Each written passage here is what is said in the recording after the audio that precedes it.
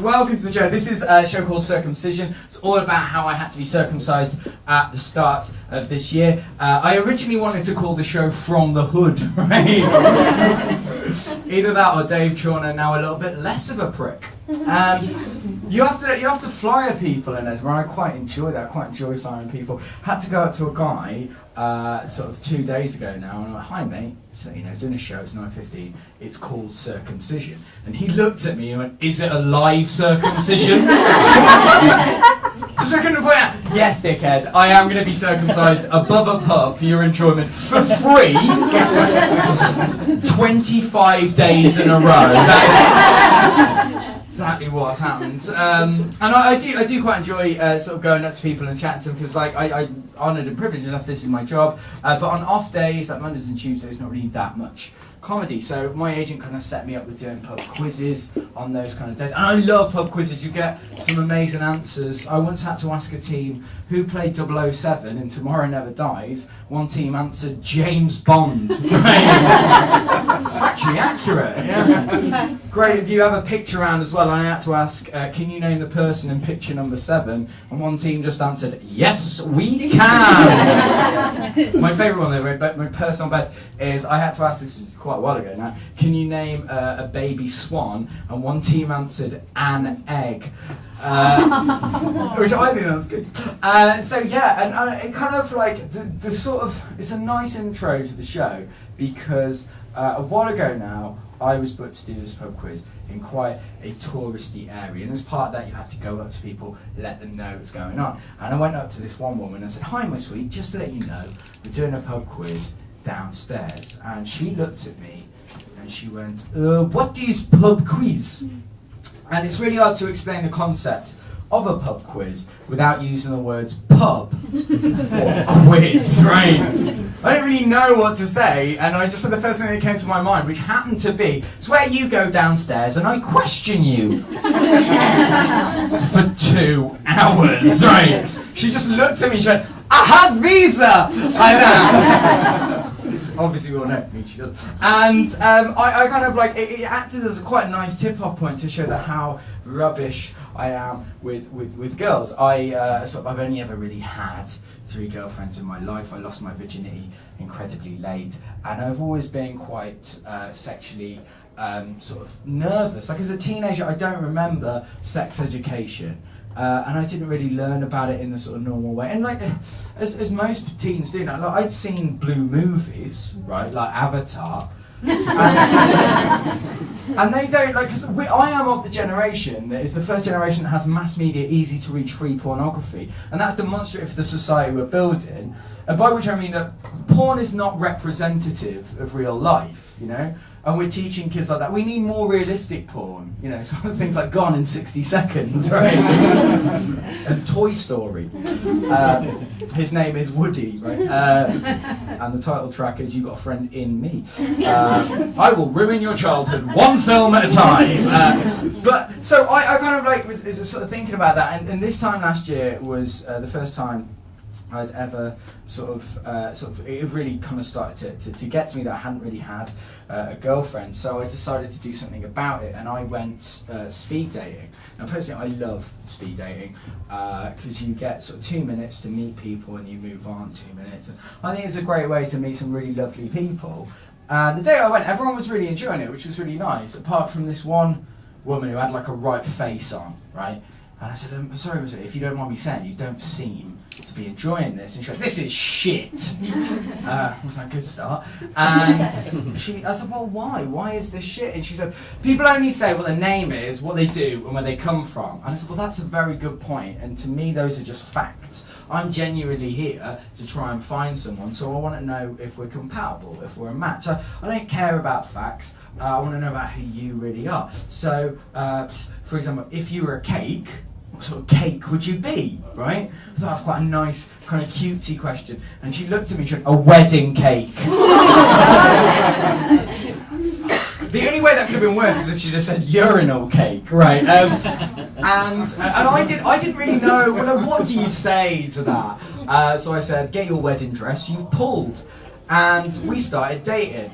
And it was my first ever, as I say, long-term sexual relationship. And I don't want to give away the wrong impression. I never have casual sex. I'll only ever go to bed wearing a top hat and a monocle, right? And we sort of, as I say, like I was quite sexually naive, and we sort of tried things that I'd never tried before. Things like phone sex, which is shit. It really, like, I don't understand the concept of phone sex, because like, all it is just breathy women, right? That is. It's just like, oh, I'm so horny. I was like, no, love, you're asthmatic. Right? And then she'd say things like, oh, what are you going to do to me? And I'm like, probably disappoint you, to be honest. So that was shit. And then we tried loads of different things like the Kama Sutra. We thought there's loads of different positions in there, so it should be something for everyone. And we tried the ones that I remember the most were the tax man. Which is where you get fucked up the ass once a year, right? Then you've got the 68, right? Which is where you go down on her and then she owes you one. And my favourite of all of them is the spider, right? And that's where you have sex in a bath and she can't get out, right? So what you have to do is trap her in a glass and throw her out the window, right? It's very evolved. And we did that and it was shit, it didn't really work. And it was like, oh. And something I should have said is that this was a long distance relationship, right? Because I lived in London and she lived in the 18th century, right? She had a very kind of parochial view of sex. She thought it was something dirty, something shameful, and she was really ashamed that she had quite a high sex drive. Now, personally, I am of the school of thought that if you're old enough to have sex, you should be old enough to talk about sex, and because the two ideas didn't really match, then we couldn't really talk about it. And that really kind of got to me, because I get quite sexually intimidated, right? Like, I've never had sort of erectile dysfunction, touch wood. Put it this way, the only thing I want to go faster in my bedroom is broadband, right?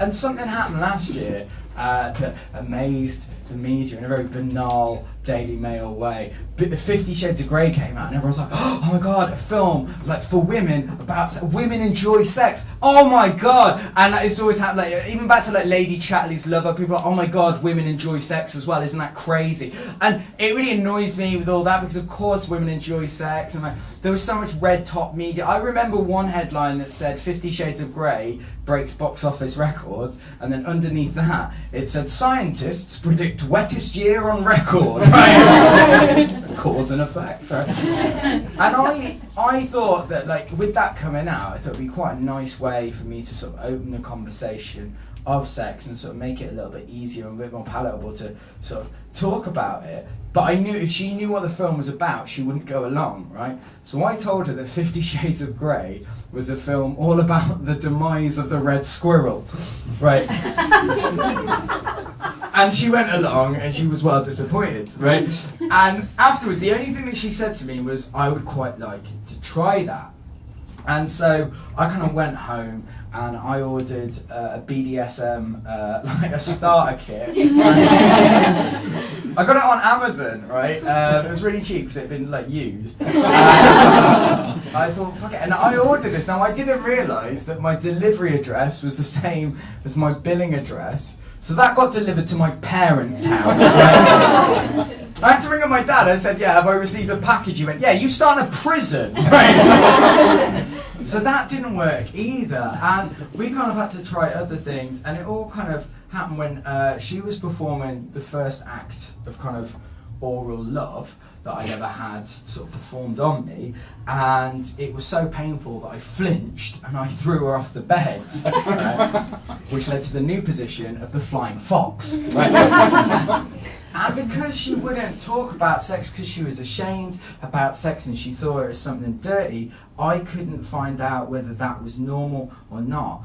And I tried to talk to my friends about sexual health, none of them wanted to. And so I did the only thing, it kind of was this unwritten agreement that we just didn't have sex. Right, which for me is not really a problem, because I love, like, my favourite part of sex was always spooning, and I still love it because like when you're there and they're there, you're like, ah, like it's just a really Really, like you can't be angry and spoon at the same time, right? Because that's molest. Well, there is such a thing as an angry spoon. It's just called the Heimlich Maneuver, right? And our kind of sex life has sort of petered out. And sex is one of these things you're expected to do in a relationship, and you know, it's kind of like you've got to do it like once a week, and you're so when you're tired, and it's kind of like taking the bins out, right? It's in the brown bins, and so we just kind of like stopped having sex, and we just sort of started spooning. But that really annoyed her because she got quite a high sex drive, and it all kind of the big climax of it all was I came home from a gig late one night. She wanted to have sex, I just wanted to have a cuddle. Right, we got in an argument, it escalated, she got really frustrated, and it ended in the words, I wanted a boyfriend, not fucking backpack! So, when a woman says she wants an animal in the bedroom, she doesn't mean a panda, right? Irony is, when we started dating, she went on a pill, well, Prozac, but that was 4 days before Edinburgh last year. Now something happened that I will come to later, but it's also something beautiful. So I was brought in on a show to do, I was doing a show up here, and at last minute I got a call from a production team saying, look, we're doing a late night show all about your relationship with your sexuality, would you like to host it? And I said, okay, that would be fun. And I sort of started talking about this. It was a beautiful kind of opportunity. I started talking about how I prefer spooning to sex, and one day after a gig, a girl came up to me and she said, is it true that you actually prefer spooning to sex? I said, it's absolutely true. And we went home for the first ever one night spoon. Right, it was amazing. We just lay there, and I wore protection. I had pyjamas on, right? Because the worst problem you got with a one night spoon is a dead arm, right? And I'm genuinely, and this happened, I don't want to sound like a cad, because that's not a phrase anyone uses. But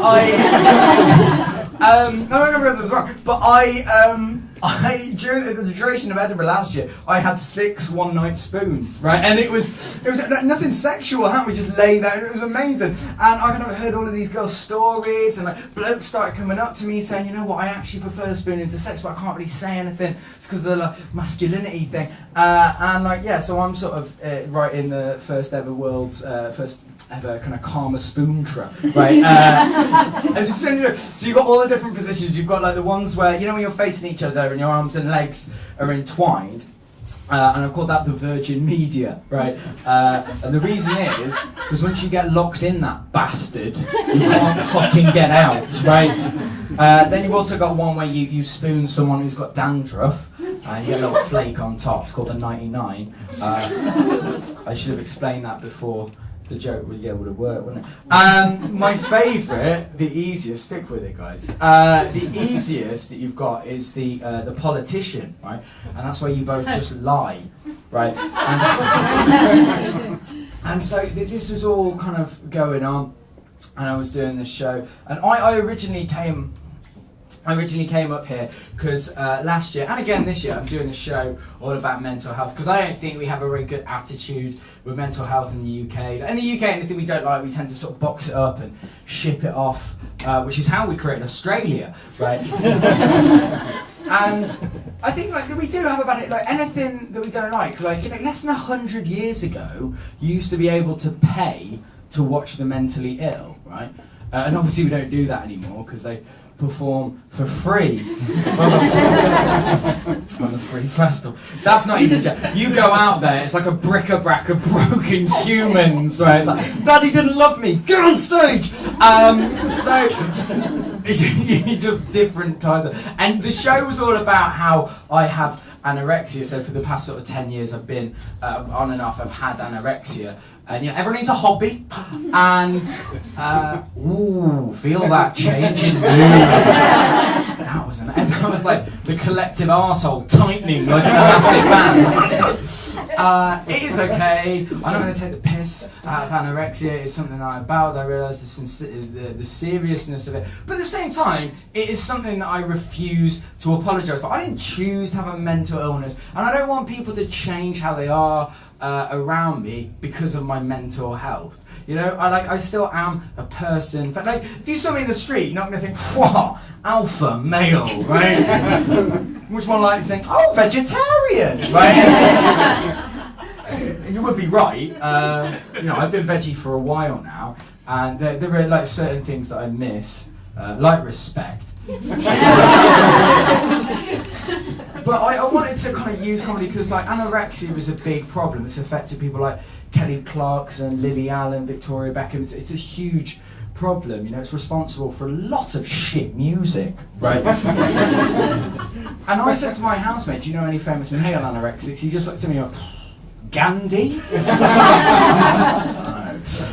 So I wanted to try and use comedy to kind of remove the sort of awkward. That's another thing. I hate it when people talk about stigma with mental health, but I don't like using the word stigma. Because the more you talk about something, right, even in negation, the more you entrench it, right? So if I said to you, don't think of a blue pig, you're all thinking of Boris Johnson, right? So I was doing that, and I'm doing it again, Espionage, at 6:45 every day. It is free, because you get what you pay for, but it is on, and it is lovely, and if you want to come, you are all currently sitting on my face, so take that flyer with you. I'm not really nodded on that yet. Yes, I am sitting on your face. Yes, the flyers are out there. Anyway, point is, so I was up here to do that show originally, and then I got brought on to do this late night show all about your relationship with your sexuality, and I had to research it. A lot of research went into the show, and I found out facts like apparently whales have the biggest penis in the world, right? It's a guy just outside Llandudno, right? I also found out as well that female ferrets die if they don't have sex for more than a year, and that in itself isn't funny, apart from if you're that woman. Fucking storms it. Was it the word ferret? Ferret, meh. No, but the reason I bring that up is because one show we did, I said female ferret dies if she doesn't have sex for more than a year. One bloke just looked at me and went, I know a woman like that. Because that's something I should have said.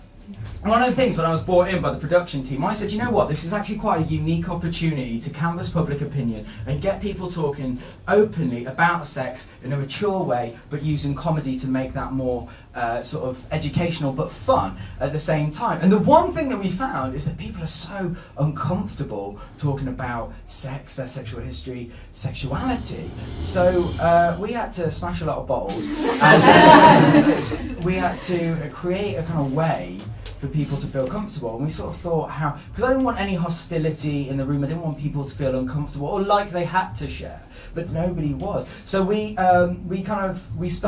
used to start the show, we came up with this idea, this mechanic to play, you know the game Taboo, right? So if you don't know, basically you've got cards and you've got a word on top, you've got to get the audience to guess the word on top without using 5 forbidden words underneath, and they were all kind of along a sort of sexual or bodily kind of theme.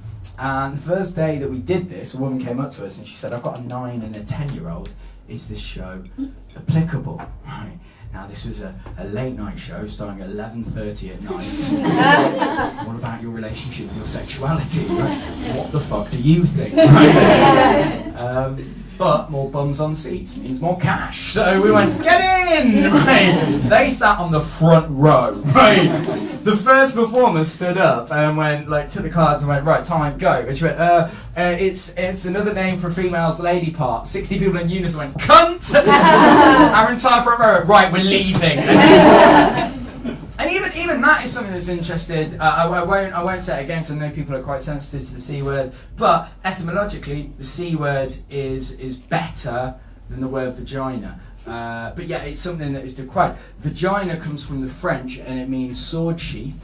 It's steeped in, yeah, it's genuinely true. Like a woman was a man's object to rest inside. It's imbued in this history of, you love that. It's imbued in a history, a kind of patriarchy, whereas the C word means female sex part. But you can't say the C word because it causes offence. And offence is something that runs around a garden, right? It's not really relevant. But do you ever like think, what the fuck am I doing? What am I doing? Sweating balls in a staff room with a shit picture of presumably downstairs followed by some golfers that was done by a 5-year-old in Castles. And it sounds like Glasgow outside while they're smashing